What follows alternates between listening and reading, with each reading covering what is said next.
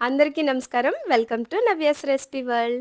ఈరోజు మనం ఎంతో రుచికరమైన మునక్కాడ, పచ్చిరొయ్యల కోడిగుడ్ల కూరని ఎలా తయారు చేయాలో చూపించేస్తాను.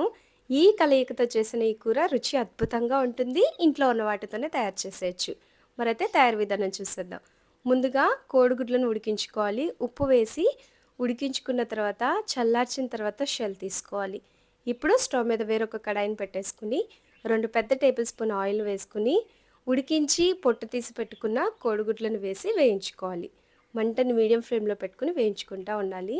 వేయించినా బావుంటుంది, లేకపోయినా బావుంటుంది. టేస్ట్‌లో ఎటువంటి డిఫరెంట్ అనేది ఉండదు.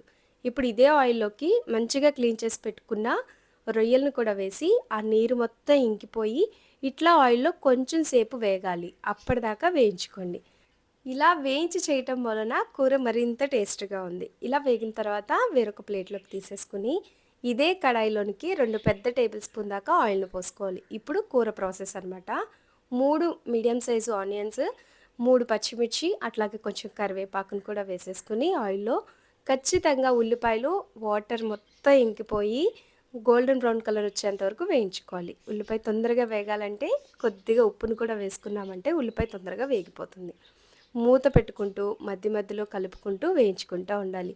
ఈ కూర రుచండి ఒకదాని తర్వాత ఒకటి పంచుకుంటా ఉంటాయి. కోడిగుడ్డు రుచి కోడిగుడ్డు, ములక్కాయది నేను రుచిగా ఉన్నాను అన్నట్లు కొట్టుకుంటా ఉంటాయి. అంత బావుంటుంది. ఇలా ఉల్లిపాయలు వేగుతూ ఉండగా మధ్యలోనే ములక్కాడలు కూడా వేసేసుకోండి. ములక్కాడలు మగ్గటానికి టైం పడుతుంది కదా! ఇప్పుడు వేసేసుకోండి. ఇప్పుడు ఇందులోకి 1:30 టేబుల్ స్పూన్ అంత కారము, కొద్దిగా హాఫ్ టేబుల్ స్పూన్ అంత ధనియాల పొడి, జీలకర్ర పొడిని కూడా వేసుకొని బాగా మిక్స్ చేసుకోవాలి. ఈ స్టేజ్‌లో వేయటం వలన మునక్కాడలు కూడా ఉప్పు, కారం అనేది ఈవెన్‌గా పట్టుకుంటుంది.